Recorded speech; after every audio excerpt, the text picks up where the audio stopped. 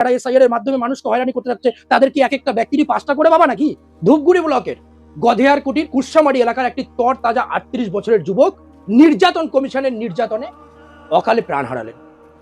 বন্ধুরা, আপনারা বিভিন্ন মারফত বিভিন্ন ভাবে নির্যাতিত হচ্ছেন এই ইলেকশন কমিশনের যে এসআইআর এর নামে যে নির্যাতন, সেই নির্যাতনের ফলে। যেদিন থেকে এসআইআর শুরু হয়েছে সেদিন থেকে আপনারা একাধিক মৃত্যুর খবর শুনেছেন। তারই মধ্যে আজকে ধূপগুড়ি ব্লকের গধেয়ারকুটি গ্রাম পঞ্চায়েতের কুশামারি এলাকার একটি 38 বছরের তরতাজা যুবক। একবার ভেবে দেখুন যে কেবলমাত্র বয়স তার 38 বছর, তার একটা পরিবার রয়েছে, তার বাচ্চা কাচ্চা রয়েছে, তার পুরো বাকি জীবনটা পড়ে রয়েছে, কিন্তু এই নির্যাতন কমিশনের নির্যাতনে আতঙ্কিত বোধ করে বাড়ির সামান্য দূরে একটি গাছে তার ঝুলন্ত শরীর পাওয়া যায়। আমি কি করে বলছি আপনাদেরকে যে এসআইআর আতঙ্কে উনি এভাবে নিজের প্রাণ নিজে কেড়ে নিল? কারণ উনি যখন থেকে আজকে শুক্রবার তার এসআইআর এর হিয়ারিং এর ডেট ছিল, আর যখন থেকে তিনি শুনেছেন যে তার নামেও হিয়ারিং এর নোটিশ জারি হয়েছে, তখন থেকে কিন্তু উনি কাগজপত্র তৈরি করার সাথে সাথে তার যে আশেপাশে মানুষজন, বন্ধু বান্ধব, প্রতিবেশী, এমনকি পরিবার লোকজনের কাছেও তার এই আতঙ্কিত হওয়ার কাহিনী শোনাচ্ছিলেন। তিনি বারবার আতঙ্ক প্রকাশ করে বলছিলেন, হয়তো আমি আর এই দেশে থাকতে পারবো না, হয়তো আমি আর পশ্চিমবাংলায় থাকতে পারবো না। তার মনে সেই ভিতটা ঢুকিয়ে দেওয়া হয়েছে, আর কেনই বা ঢোকানো হবে না?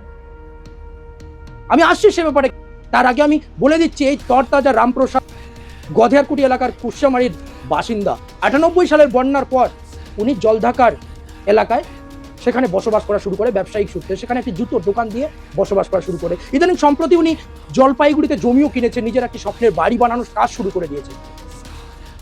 আর যখন এই নোটিশ পেয়েছে, পৈতৃক ভিটা, আমাদের গধেয়ারকুটির যে কুশামারি, সেই জায়গা তার পৈতৃক ভিটা, সেখানে দাদার বাড়িতে এসে তিনি কিন্তু এই তার নিজের জীবন নিজে কেড়ে নিলেন।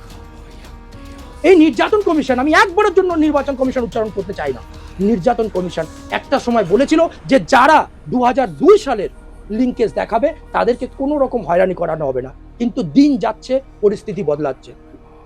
আপনারা একবার ভাবুন তো, আজকে যদি রবীন্দ্রনাথ ঠাকুর বেঁচে থাকতো, তার ঠাকুর আর ট্যাগর নিয়েও তো এই নির্যাতন কমিশন হিয়ারিং এ ডেকে নিত। যদি অভিনেতা দেব থেকে শুরু করে অমর্ত্য সেনকে ডেকে নেওয়া হচ্ছে, তাহলে রবীন্দ্রনাথ ট্যাগরকে কেন ছাড়া হতো? কিভাবে ছাড়া হতো আমরা কল্পনা করতে পারছি না। বারবার একটা মানুষের নামের স্পেলিং এর যদি সামান্য মিস্টেক থাকে, তাকেও ডেকে নেওয়া হচ্ছে। এরই মধ্যে আপনারা হয়তো বিভিন্ন খবর, বিভিন্ন সোশ্যাল মিডিয়া পোস্টে আপনারা দেখতে পাচ্ছেন যে অ্যাডমিট কার্ডকে অ্যালাউ করা হচ্ছে না, বা অ্যাডমিট কার্ড অ্যালাউ করা হবে না। অথচ এখানে যেটা প্রশ্ন বা ভ্যালিড যেটা কোশ্চেন, যে পাস সার্টিফিকেট অ্যালাউ করা হচ্ছে।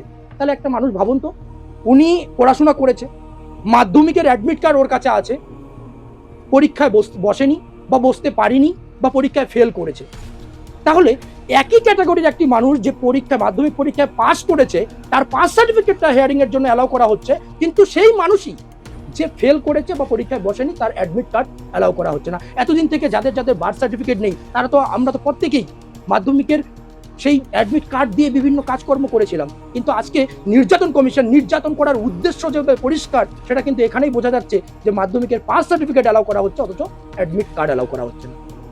আর এই নির্যাতন কমিশনের কিছু উদ্দেশ্য একদম স্পষ্ট পরিস্ফুট বলা চলে, কারণ এনারা বেশিরভাগ মুসলিম মানুষকে টার্গেট করছে এবং মহিলা ভোটারকে টার্গেট করছে। বিভিন্ন রিপোর্ট থেকে পরিষ্কার। তো গতকাল আমি একটা ভিডিও দেখলাম, যেটা ফারাক্কায়, সেখানে এক ব্যক্তি, একজন জনপ্রতিনিধি প্রতিবাদ করতে গিয়ে বলেছে যে রামের নাম দেখলে ছেড়ে দেওয়া হচ্ছে, অথচ রহিমের নাম দেখলে হিয়ারিং এর ডাকা হচ্ছে। এই সমস্ত কি আদৌ কি এদের কি কোনো রকম মহৎ উদ্দেশ্য ছিল এই এসআইআর এর পেছনে, নাকি মানুষকে হেনস্থা করাটাই মূল উদ্দেশ্য ছিল? কারণ একটা পরিবারে, ধরে নিন একটা পরিবারে 5টা সন্তান রয়েছে, তো 5টা সন্তানের কি 5টা বাবা হবে?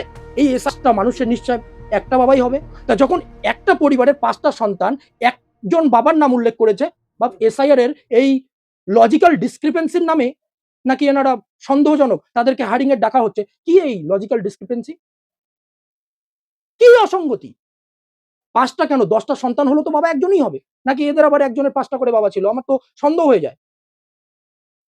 আর এই রামপ্রসাদ কেন, যদি বিজেপির বিভিন্ন নেতৃত্বরা বিভিন্ন মঞ্চে ভাষণ দিয়ে বিভিন্ন রকম কথাবার্তা বলে, তাহলে এতদিন থেকে এসআইআরটা কি, বা এসআইআর এভাবে আতঙ্কিত হয়ে যে কারোই, প্রত্যেকটা প্রাণের একটা মূল্য আছে। তাহলে যে কারোরই প্রাণের মূল্য রয়েছে, তাহলে এর আগে কেন এরা সমর্থ হলো না যে এসআইআরটা কি, এসআইআর এর ফলে কি হতে পারে, এটা মানুষকে বোঝাতে এতদিন পর্যন্ত কেন সমর্থ হলো না? কেন এভাবে চলে যেতে হচ্ছে দিনের পর দিন, একেকটার পর একেকটা প্রাণ, তরতাজা প্রাণ? নির্বাচন কমিশন কি দায়ী নয়? আমরা কেন আজকে নির্যাতন কমিশন বলছি? কারণ মানুষকে ওনারা হয়রানি করছে। এই প্রশ্নটা কিন্তু আপনাদের কাছে থাকলো বন্ধুরা। ৩৮ বছরের একটি তরতাজা যুবক কেন অকালে নিজের প্রাণ নিজে কেড়ে নিল? এই প্রশ্নটা আপনাদের কাছে থাকলো।